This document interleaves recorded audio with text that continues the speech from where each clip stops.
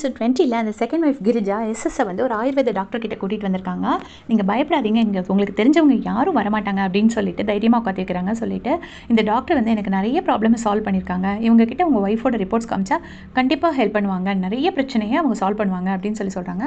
சொன்னோன்னே இவங்களும் வந்து ரிப்போர்ட்ஸ் வந்து அந்த டாக்டர் கிட்ட காட்டுறாங்க. அப்போ டாக்டர் கேட்குறாங்க, இது யார் உங்கள் ஹஸ்பண்டான்னு கேட்கும்போது ஆமான்னு சொல்லிடுறாங்க கிரிஜா. இவர் கொஞ்சம் அப்படியே ஷாக் ஆகுறாரு, என்ன பண்ணுறது அப்படின்ட்டு. உடனே இந்த பேஷண்ட் பேர் பொன்மலரா, அந்த பேஷண்ட் யார் அப்படின்னு கேட்டோடனே கிரிஜா சொல்கிறாங்க, இது என்னோட சிஸ்டர் தான் அப்படிங்கிறாங்க. அப்போ அவங்க வீட்டில் யாரும் இல்லையா, தனியாக இருக்காங்களா, சாப்பிடாம இருந்ததா, அவங்க கொலஸ்ட்ரால் ரொம்ப ஏறி இருக்கு, ரொம்ப மோசமான கண்டிஷனில் தான் ஹாஸ்பிட்டல் அட்மிட் ஆயிருக்காங்க, இவ்வளோ தூரம் அவங்களை யாரும் பார்த்துக்கிட்டாமல் இருந்திருக்காங்களே அப்படின்னு சொல்லி டாக்டர் கேட்குறாங்க. அதுக்கு வந்து இல்லை 3 பொண்ணுங்களும் ஒரு பையனும் இருக்காங்க, அப்போ ஹஸ்பண்ட் இல்லையா அப்படின்னு கேட்குறாங்க டாக்டர். இல்லை ஹஸ்பண்டும் இருக்காங்க அப்படின்னு சொல்கிறாங்க. சொல்லும்போது இவர் ஒரு மாதிரி குற்ற உணர்ச்சியோட பார்த்துட்ருக்காரு. இப்போ டாக்டர் சொல்கிறாங்க, நல்லா பார்த்துக்கோங்க, 60 to 65% பிளாக் தான், இது சரியாயிடும், இங்கிலீஷ் மெடிசன்ஸ் எடுக்கும்போதே கூடவே ஆயுர்வேதம் எடுத்துக்கலாம், ஏன்னா ஆயுர்வேதாங்கிறது நம்மளோட ஃபுட்டு மாதிரி தான் அப்படின்னு சொல்லிட்டு ஒரு சில மெடிசன்ஸ் கொடுக்குறாங்க. அதையும் வாங்கிட்டு அவங்க அங்கேருந்து கிளம்பிடுறாங்க. இப்போ பார்த்தீங்கன்னா நம்மளோட 4 பசங்களும் அந்த கிரிஜாவோட வீட்டுக்கு வந்திருக்காங்க இல்லையா, அங்கே வந்து ரூம் நம்பர் 304 எதுன்னு கண்டுபிடிச்சி அங்கே வந்துட்டாங்க. அங்கே வந்து பார்த்தா அங்கே வந்து லாக் ஆகிருக்கு.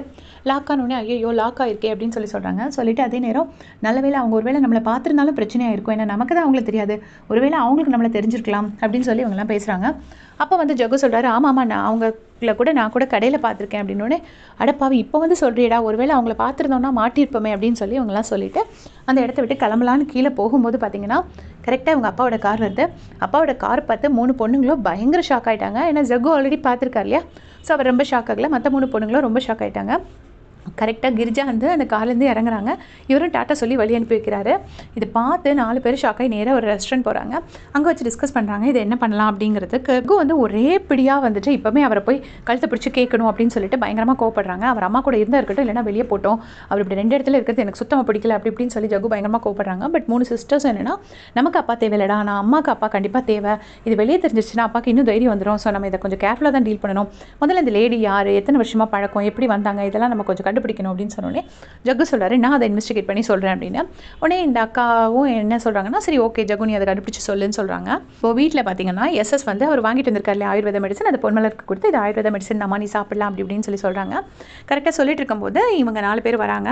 இந்த மெடிசன் இது எப்படி கொடுத்தீங்க, எங்கேருந்து வாங்கிட்டு வந்தீங்க அப்படி இப்படின்னு பயங்கரமாக கொஸ்டின் கேட்குறாங்க. ஹரிணி மட்டும்தான் அந்த இடத்துல அந்த ப்ராப்ளமை சால்வ் பண்ணுறாங்க. அதை எடுத்து பார்க்குறாங்க. Okay ginger garlic apple cider vinegar இதெல்லாமே டைஜஷனுக்குள்ளே தான், ஸோ ஒன்றும் பிரச்சனை இருக்காதுன்னு நினைக்கிறேன் அப்படின்னு சொல்லிட்டு ஹரிணி சொல்கிறாங்க. மற்றவங்கலாம் இப்போல்லாம் நிறைய ஃப்ராடு நடக்குது, எப்படி நம்ப முடியும், இது லெஜிட்டிமேட் தானா அப்படின்னு சொல்லிட்டு எல்லாமே ஜெயஸ்ரீ கேட்குறாங்க. அப்போ அவர் பையன் வந்துட்டு என்ன கேட்குறாங்கன்னா, இது எந்த டாக்டர், அந்த டாக்டர் பேர் என்ன அப்படின்னோடனே டாக்டர் இந்திரகுமாரி BA MS அப்படின்னு சொல்லி அவர் சொல்கிறாரு.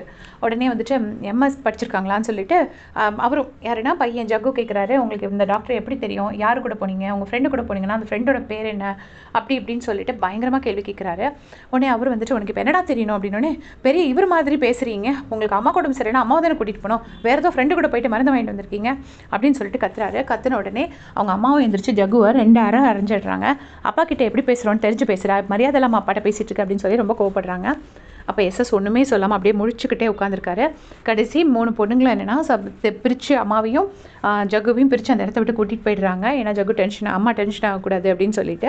ஆனால் எஸ்எஸ் வந்து ரொம்ப ஷாக் ஆகிட்டாரு. மீராக்கு அவங்களோட ஃப்ரெண்டு வந்து ஒரு தர்கா இருக்குது, அங்கே போய் கயிறு கட்டினா நிறைய பிரச்சனை சால்வ் ஆயிரும்னு ஐடியா கொடுத்துருப்பாங்க. ஸோ அந்த தர்காவுக்கு மீரா வராங்க, வந்து நேரடியாக உண்மையை சொல்லிடுறாங்க. அம்மாவுக்கு அப்பானா ரொம்ப பிடிக்கும், பட் அப்பாவுக்கு இன்னொரு லேடியோட தொடர்பு இருக்குது, இது தெரிஞ்சு அம்மா தாங்கிக்கவே மாட்டாங்க அப்படின்னு சொல்லிட்டு எல்லா உண்மையும் சொல்கிறாங்க. உடனே அவர் ஒரு ஐடியா கொடுக்குறாரு, ஒரு தப்பு பண்ணுறவன்ட்ட நீ தப்பு பண்ணாதன்னு சொன்னால் அவன் கேட்க மாட்டான், அந்த தப்பு பண்ணால் அவன் எதை இழப்பான் அப்படிங்கிறது தெரிஞ்சுதான் அவன் இந்த தப்பை பண்ண மாட்டான் அப்படின்னு சொல்லி ஐடியா கொடுக்குறாரு. கொடுத்துட்டு இந்த கயிறு எல்லாமே ஒரு நம்பிக்கை தாமா, நம்பிக்கையோடு போய் இந்த கயிறு உங்கள் அப்பா கையில் கட்டு, இதை பார்க்கும்போதெல்லாம் அவருக்கு அவரோட ஒய்ஃப் ஞாபகம் வரட்டும் அப்படின்னு சொல்லி கொடுத்து அனுப்புகிறாரு. இங்கே பார்த்தீங்கன்னா வீட்டில் எஸ்எஸ் வந்து உட்காந்துருக்காரு. இப்போ பொன்மலர் எங்கேயோ தனியாக போயிட்டு வராங்க. உடனே நீ எங்கம்மா தனியாக போயிட்டு வர, என்னை கூப்பிட்டு தான் நான் உன்னை கூட்டு போயிருப்பேன் அப்படின்னு சொல்லி எஸ்எஸ் சொல்கிறாரு.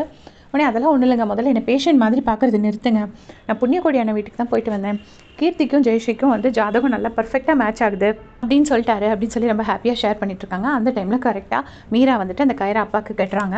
உடனே அம்மாவுக்கு உடம்பு சரினா அம்மாவுக்கு தானே நீ இந்த கயிறு வாங்கிட்டு வந்துருக்கணும், எனக்கேமா வாங்கிட்டு வந்தோடனே, இல்லைப்பா இந்த கயிறை வந்து ஒரு ஒய்ஃப் நல்லா இருக்கும்னு நினச்சி ஒரு ஹஸ்பண்ட் தான் கட்டணும் அப்படின்னு சொல்கிறாங்க.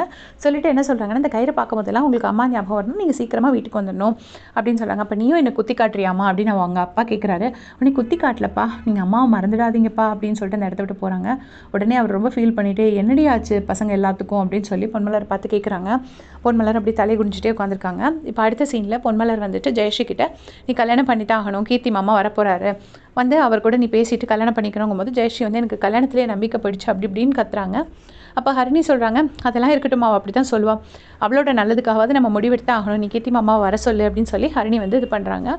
இது கேட்டு ஜெயஸ்ரீ இன்னுமே ஆத்திரமாக்குறாங்க. இப்போது ஜெயஸ்ரீ வந்து பிரியனை மீட் பண்ணி இது எல்லாத்தையுமே சொல்கிறாங்க. நான் எங்கள் மாமா எனக்கு கல்யாணம் பண்ணி வைக்க ட்ரை பண்ணுறாங்க, நான் அவரை கூப்பிட்டு வச்சு உண்மையெல்லாம் சொல்லிடலான் இருக்கேன் அப்படின்னு பிரியன் வந்து தடுக்கிறாரு. உண்மையை சொல்லாதீங்க ஜெயஸ்ரீ, அது எனக்குமே நல்லதில்லை அப்படின்னு சொல்கிறாங்க. இதே பாயிண்ட்டை ஜெயஸ்ரீயோட அப்பாவும் ஜெயஸ்ரீயோட அம்மா கிட்ட சொல்லியிருப்பாங்க. உண்மையை நம்ம சொல்ல வேணாம் இப்போமே அப்படின்னா அப்போ அவங்க அம்மாவும் கேட்டிருப்பாங்க, இந்த மாதிரி தெரியாட்டா அண்ணனுக்கு தெரிய வரும்போது அண்ணன் கோவப்பட்ட மாட்டாரானோடனே ஏமாத்துற மாதிரி ஆகாதானோடனே அதெல்லாம் ஒன்றும் ஆகாது, நீ இப்போதைக்கு சொல்லாதம்மா, சில விஷயங்கள் ரகசியமாக இருக்கிற வரைக்கும் தான் நல்லது அப்படின்னு அவங்க அப்பா சொல்லியிருப்பாரு. அதே பாயிண்ட்டை வந்து இப்போ பிரியனும் வந்து ஜெயஸ்ரீ கிட்ட சொல்கிறாங்க. சில விஷயங்கள் ரகசியமாக தாங்க இருக்கணும், நீங்கள் சொல்ல வேண்டாம், கொஞ்ச நாள் பழகி பாருங்கள், அப்புறம் உங்களுக்கு பிடிச்சிருந்தா அதுக்கப்புறமா நீங்கள் சொல்லுங்கள், இப்போவே எதுக்கு சொல்கிறீங்க அப்படின்னு சொல்லி இவரும் அட்வைஸ் பண்ணுறாரு. ஜெயஸ்ரீ அதை கேட்டுட்டு ஓகேங்க அப்படிங்கிற மாதிரி சொல்கிறாங்க. பட் அவங்க 2 பேருக்கு இன்னும் லவ் வரல, நல்ல ஃப்ரெண்ட்ஷிப் மட்டும் தான் பிளாசம் ஆயிருக்கு. ஸோ இனி ஃபியூச்சர் எபிசோட்ஸில் லவ் வரும்னு எக்ஸ்பெக்ட் பண்ணுறேன். உங்களுடைய கமெண்ட்ஸ் சொல்லுங்கள். தேங்க்ஸ் ஃபார் வாட்சிங்.